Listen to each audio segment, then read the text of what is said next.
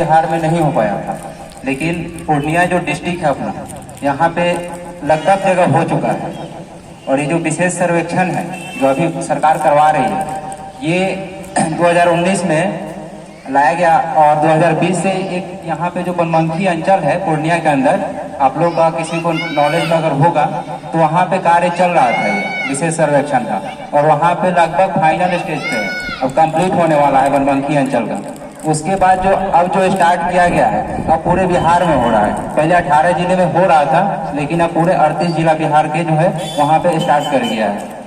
तो अब ये बात आती है कि बिहार जो विशेष सर्वेक्षण किया जा रहा है, इसको लाने की क्यों आवश्यकता पड़ गई, ये आप लोग को जहन में उठ रहा होगा सवाल, इसको क्यों कराया जा रहा है।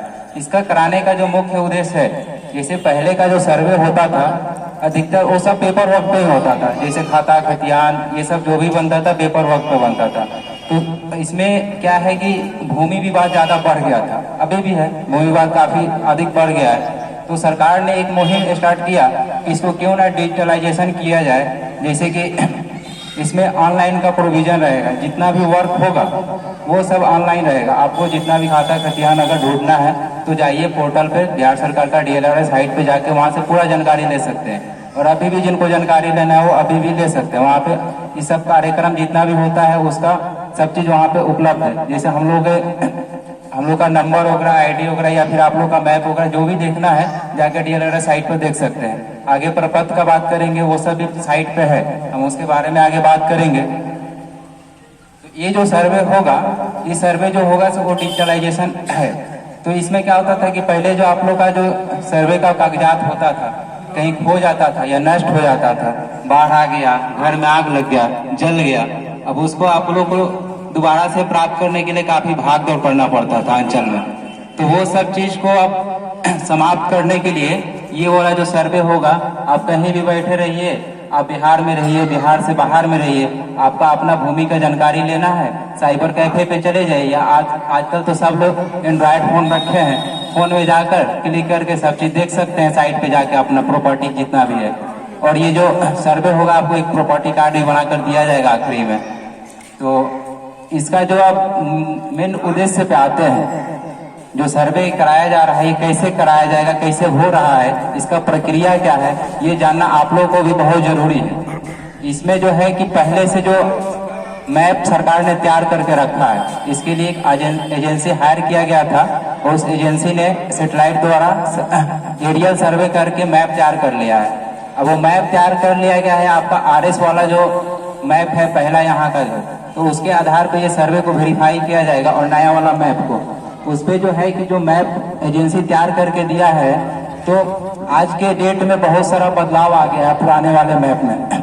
जैसे कि उसका रकबा में चेंज, एक रकबा है वो कितने हिस्सों में अभी बिक गया होगा, कितने हिस्सों में उसको खरीदार खरीद लिए होंगे, तो बढ़ गया खेसरा।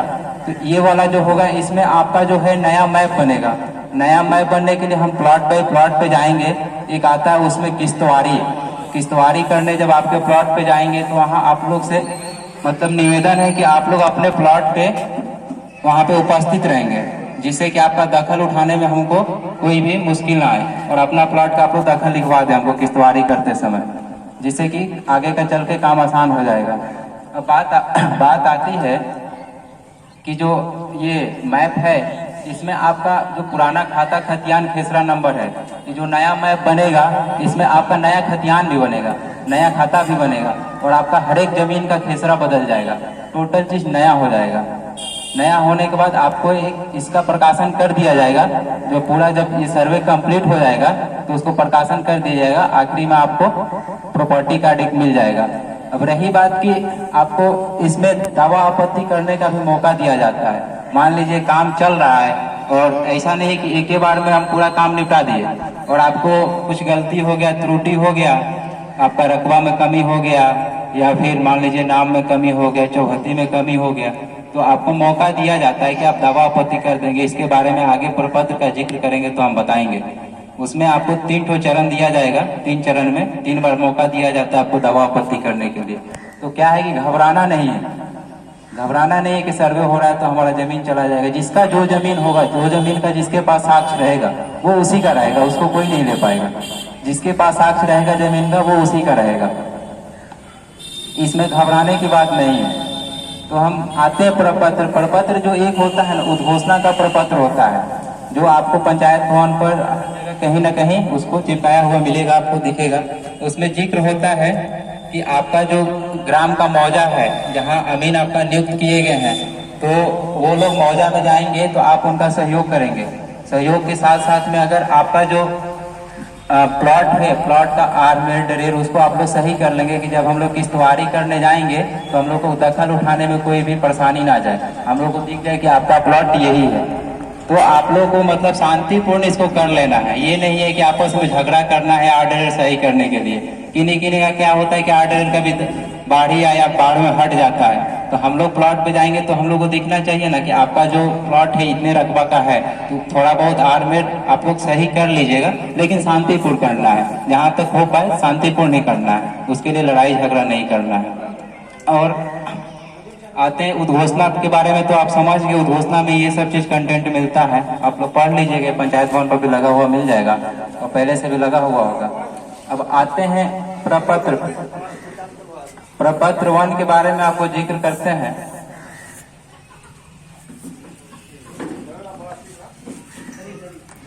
प्रपत्र जो 2 होता है, स्वघोषणा का प्रपत्र होता है। इसमें जो रहता है कि जैसे कि आपके पास जो भी भूमि है, जिस भी तरह से प्राप्त है, केवाला से है, खतियान से है, बास्कित पर्चा से है, बंदोबस्ती का है, सिकमी का है, कायमी का है, या लाल पर्चा वाला जो आपका रहता है, तो आप हमको स्वघोषणा में अपना भूमि स्वामी का मतलब साक्ष्य आपको देना पड़ेगा कि हम जिस जमीन पे हैं ये मेरा साक्ष्य है।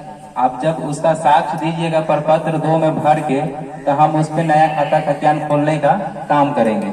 आपको साक्ष्य सही सही देना है, और जो भी साक्ष्य में अगर कमी है तो टाइम रहते आप लोग उसका सुधार करवा लीजिए, और आगे भी बता दिया जाएगा उसमें कि डॉक्यूमेंट में क्या क्या लगेगा। तो प्रपत्र के बारे में आपको बता देते हैं। ये जो प्रपत्र है, प्रपत्र 2 है स्वघोषणा का प्रपत्र। ये जो प्रपत्र है आप सभी लोगों के पास, सब लोगों के पास, जिनके पास भी भूमि है, सब लोगों के पास पहुंच जाना चाहिए। हम लोग माध्यम बता देंगे कैसे पहुंचेगा। यहाँ पे भी 1-2 लोगों को वितरण कर देंगे, फोटो स्टेट की कॉपी को दे देंगे, तो आप लोग एक एक करके 2-2 करके अपना फोटो कॉपी निकलवा लीजिएगा। इसको जो है सर्वे तो सभी लोगों को कराना है, ऐसा नहीं है कि कोई मतलब उसमें छोड़ेगा तो उसका छूट जाएगा जमीन। तो इसलिए अब जो भी जमीन है आपके पास, उसका आपको प्रपत्र 2 में भर के जमा करा देना है, छोड़ना किसी को नहीं। सर्वे सभी को कराना है, इसलिए कि पुराना वाला जो सर्वे है, जब नया वाला हो जाएगा तो पुराना वाला मैप हट जाएगा, फिर नया मैप के बाद आपका जो भी होगा सब उसी पे रहेगा। तो ये प्रपत्र जो 2 है ये 11 कॉलम का होता है। इसमें जो है आप लोग को बता देते हैं कि जब भरिएगा आप लोग का तो ज्यादा प्रॉब्लम ना हो। बाकी तो हम लोग है ये आप लोग को बताते रहेंगे, कार्यालय पे भी जाइएगा तो हम लोग मिलेंगे। बाकी ये जो होता है रैयत द्वारा संविधारित भूमि का स्वघोषणा का पत्र होता है, ये जो बोलते हैं प्रपत्र 2, ये सब लोग के पास पहुंच जाएगा। इसमें है जो राजस्व ग्राम, आप कौन सा राजस्व ग्राम से हैं, जैसे रौटा, यहाँ पे तो मतलब पूरे पंचायत के लोग उपस्थित हुए हैं, तो अपना अपना जो मौजा पड़ता होगा इसमें राजस्व ग्राम में भर देंगे अपना मौजा का नाम। फिर आता है थाना नंबर। तो अगर थाना नंबर आप लोग को मालूम होगा तो भर दीजिएगा, नहीं तो अमीन साहब बता देंगे, हम लोग बता देंगे, और जो भी मौजा के अमीन साहब है वो बता देंगे। उसके बाद आएगा आपका हल्का नंबर। हल्का नंबर अगर आप लोग को मालूम होगा तो आप लोग भर दीजिएगा, नहीं तो खाली छोड़ दीजिएगा, हम लोग उसको भर देंगे। फिर आता है पुलिस थाना। आपका जो मौजा आता है कौन सा पुलिस थाना के अंतर्गत आता है, पुलिस थाना भर देना है उसमें। फिर आता है अंचल, आपका कौन सा अंचल में पड़ता है, जैसे वैसा अंचल का कार्यक्रम चल रहा है, आप लोग वैसा अंचल के अंतर्गत आते हैं तो यहाँ वैसा अंचल भर देना है। फिर आता है जिला पूर्णिया भर देना है। अब आती है आपका जो भरना है जमीन, ये जो प्रपत्र भरना है ना, जैसे दादाजी परदादाजी के नाम पे बहुत लोग का जमीन होगा, अभी उनके नाम पे नहीं भरना है। उनके जो उत्तराधिकारी अभी हैं उनके नाम से इसको भरना है प्रपत्र को। जो गुजर गए उनके नाम से नहीं भरना है, उनका जिक्र किया जाएगा वंशावली में। वंशावली का जब प्रपत्र खोलेंगे तो उसमें बताएंगे क्या करना है। तो इसमें दिया गया है कि रैयत का नाम, सहिस्सेदार का नाम एवं अंश अगर कोई हो, सहित एवं जिला का नाम। तो आप इसको अपने नाम से भरिएगा, अगर कोई सहिस्सेदार हो तो हिस्सेदार का नाम दर्शा दीजिएगा, नीचे में फिर पिताजी का नाम दर्शा दीजिएगा। फिर आता है अस्थायी पता, आप लोग का जो भी अस्थायी पता है उसमें भर देना है कॉलम 2 में। फिर कॉलम 3 में आता है खाता नंबर। जो भी आपका खाता नंबर होगा सब लोग का अलग अलग होता है, तो अपना अपना आपका जो भी खाता नंबर होगा उसमें डाल देंगे। फिर आता है खेसरा नंबर। खेसरा नंबर मतलब एक खाता के अंदर बहुत सारे खेसरा होता है, उसमें जो भी आपका खेसरा नंबर होगा प्लॉट का वो डाल देंगे। फिर आता है रकबा एकड़ और डेसिमल में। तो जो आप रकबा भरेंगे ना, कट्ठा दूर ये सब में नहीं भरना, आपको बीघा में नहीं भरना, इसको एकड़ और डेसिमल में ही भरना है। अगर एकड़ तक होगा आपका जमीन तो एकड़ में भरिएगा, डेसिमल में हो गया होगा तो उसको डेसिमल में भरिएगा। फिर आता है चौहत्ती। चौहत्ती जो भरना है अभी वर्तमान का भरना है। जैसे आप लोग का कोई प्लॉट है अभी, उसके अगल बगल में किसका प्लॉट है वर्तमान में, मतलब वो खतियान वाला नहीं भरना है, जो वर्तमान में भी उपस्थित है आपके चौहत्ती में। जैसे सड़क है तो सड़क दर्शा दीजिए, स्कूल है स्कूल दर्शा दीजिए, या चारों तरफ अगर रैयतें हैं तो रैयत का नाम वहाँ पे दर्शा देना, वर्तमान का जो भी है। फिर आता है किस्म जमीन। किस्म जमीन रहता है कि मतलब आपका किस टाइप का जमीन है, आवासन का जमीन है या फिर धनहर है, भीट है, किस टाइप का फसल उस पर आप उगा रहे हैं उसको यहाँ पे भर देना है। फिर आता है शेष को छोड़कर लगाना।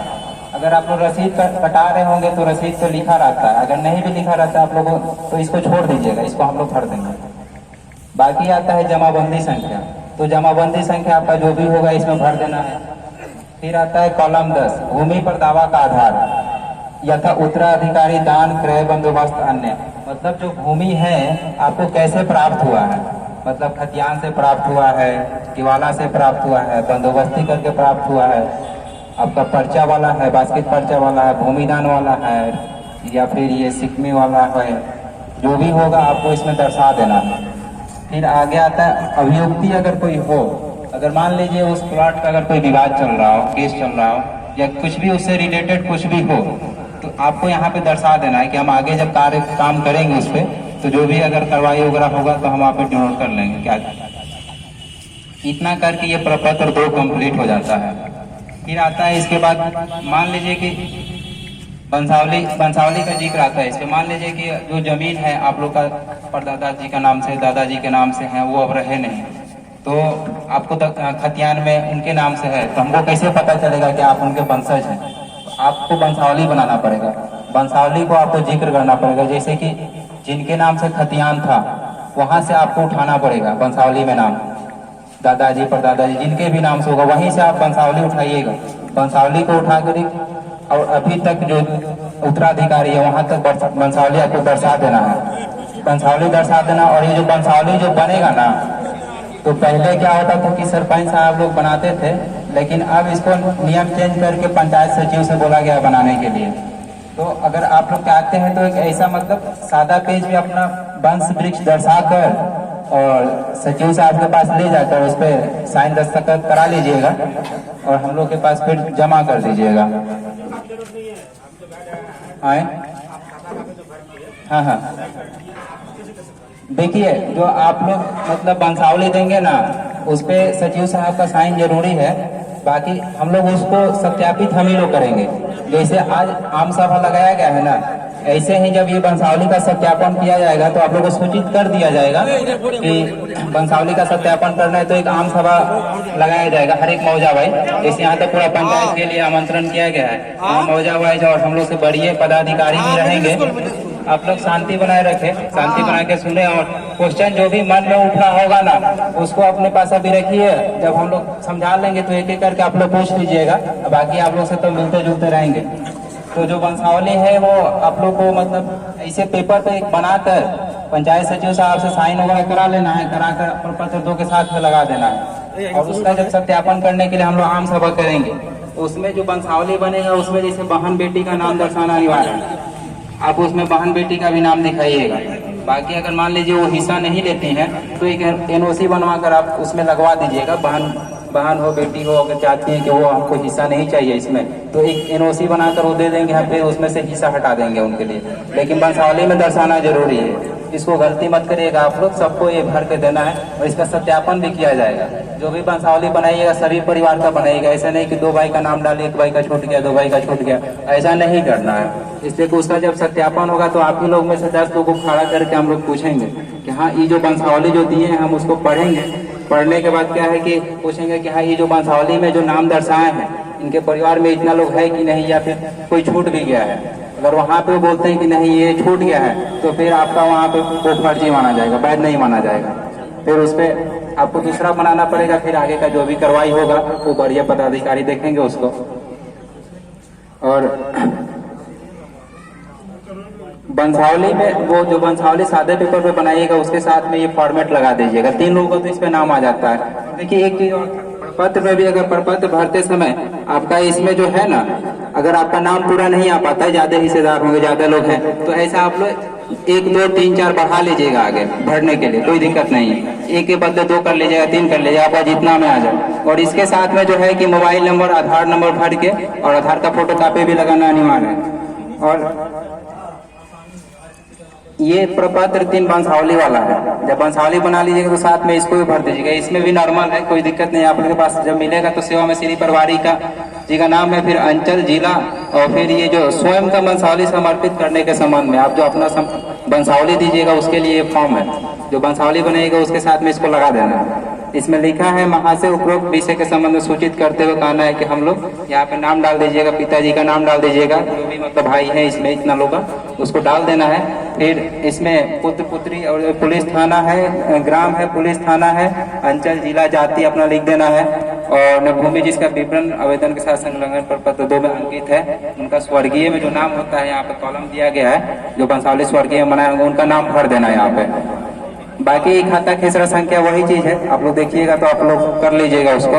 अगर कोई उसमें दिक्कत आ रहा है तो हम लोग से संपर्क कर लीजिएगा। यहाँ पे आप कार्यालय में जाके मिल लीजिएगा, वहाँ पे हम लोग का सिविल कार्यालय है, अंचल जो पैसा पड़ता है।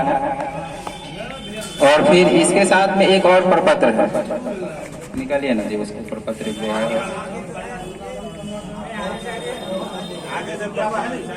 हाँ नहीं, उसको सही से रख।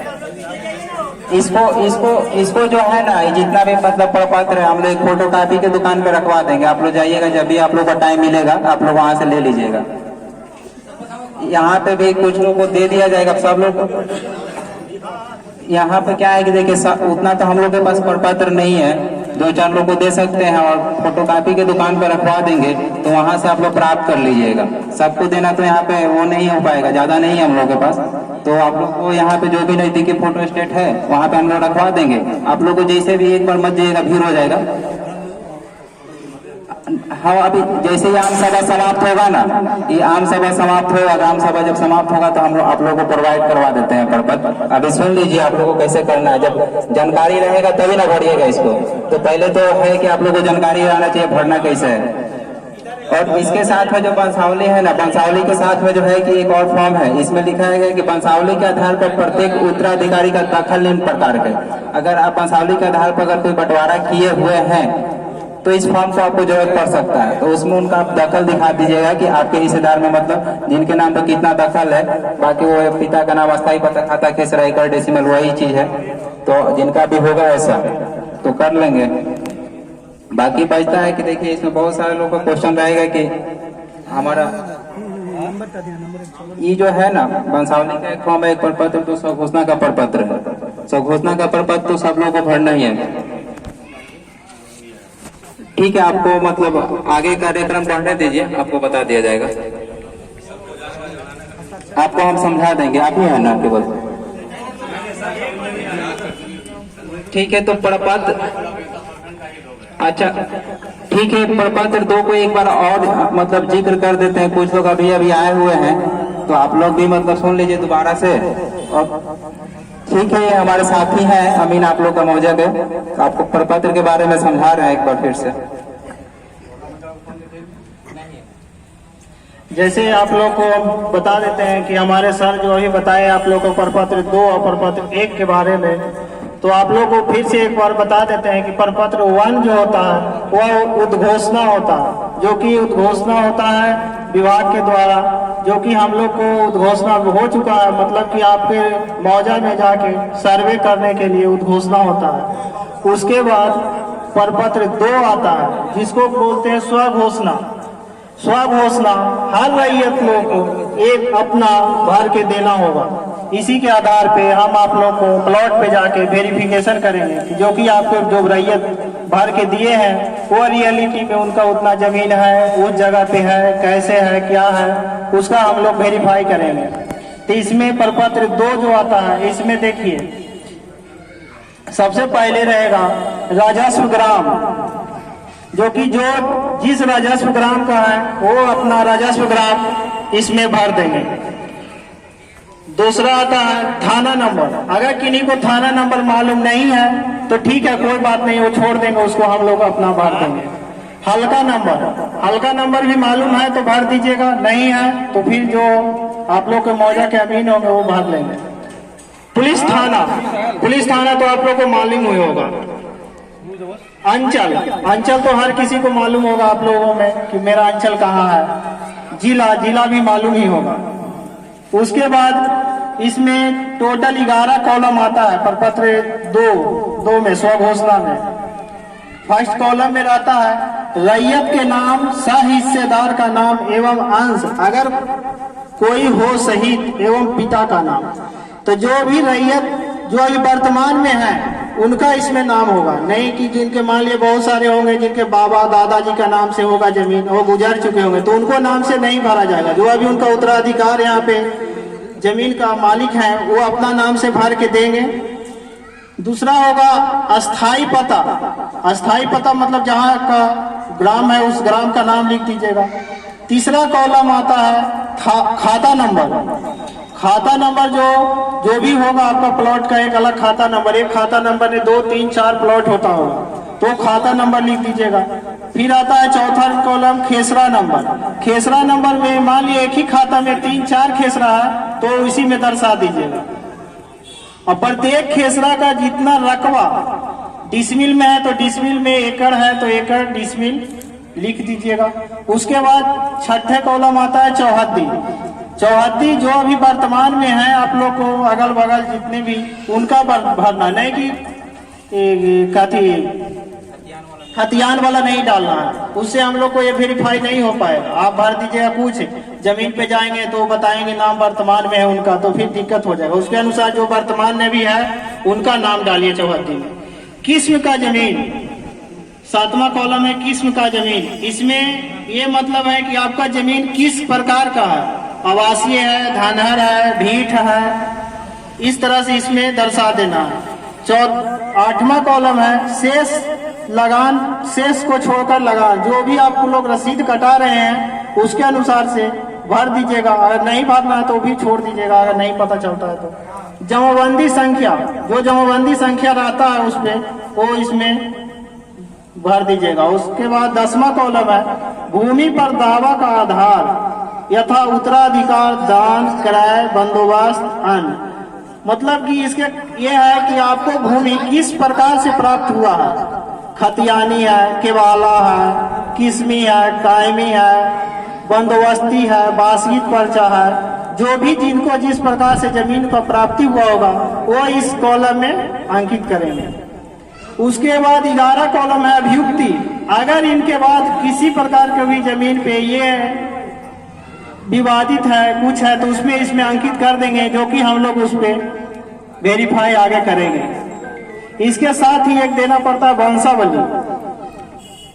वंशावली मतलब जो कि दादाजी किन्हीं का होंगे, किन्हीं का पापा जी होंगे, नहीं गुजर गए होंगे तो 2-3 भाई होंगे, उसके अनुसार वो शुरू से उठा के अपना वंशावली एक बनाएंगे, जो कि वहां से चालू करके नीचे जो है वर्तमान में रैयत है वहां तक लाएंगे। उसके लिए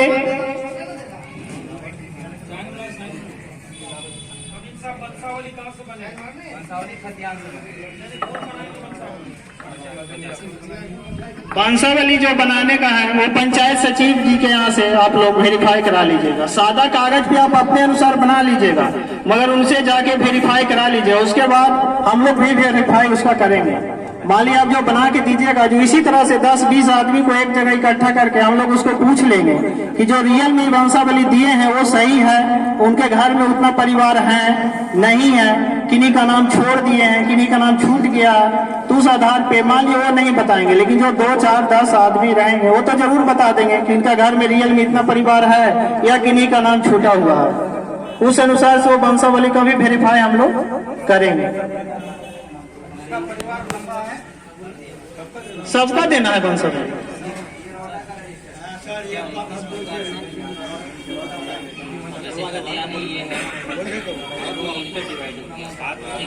अपने रहिए जितने भी अंशधारी हैं सबका नाम लिख के और टोटल जमीन का जितना पे ये डिवाइड हो रहा है ये तो सही है, लेकिन एक वंशावली सिर्फ उसमें नाम ही दर्शाना कि हमारे पूर्वज एक थे, उनके कितने पुत्र पुत्रियां हुआ, उसके बाद कितने हुए, उसके बाद कितना हुआ, जो वर्तमान में अभी चला आ रहा है वहां तक लाना है अभी। ये तो सही है, ठीक है। आप लोग एक बंटवारा चार्ट के रूप में तो बना लिया कि हम लोग इतना भाई हैं, इसमें इतना इतना पर का हिस्सा होता है, ये तो सही है। लेकिन जो वंशावली होगा, वंशावली जो भी होगा वो सिर्फ उसमें नाम दर्शा दीजिएगा आप लोग, पिताजी का नाम, उसके बाद उनके पुत्र का नाम। वंशावली का एक फॉर्म है, इसको आप लोग के बीच में उपलब्ध करा दिया जाएगा, ठीक है। जो भी मेंबर लोग हैं उनको दे देंगे, तो 1-2 फोटो कॉपी के हाँ फोटो स्टेट का दुकान पे भी दे देंगे, आप लोग वहां से फोटो स्टेट करा सकते हैं। कारण कि उतना हम लोग के पास विभाग से नहीं मिल पाया है जो कि आप लोग के बीच हर आदमी को उपलब्ध करा सकते हैं। हाँ, एक एक करके आप लोग को जो फोटो कॉपी का दुकान होगा ना उस पे हम लोग वहाँ पे उपलब्ध करा देंगे। हाँ, उसके अनुसार आप लोग जरूरत के अनुसार, जैसे सबको भर के देना ही है।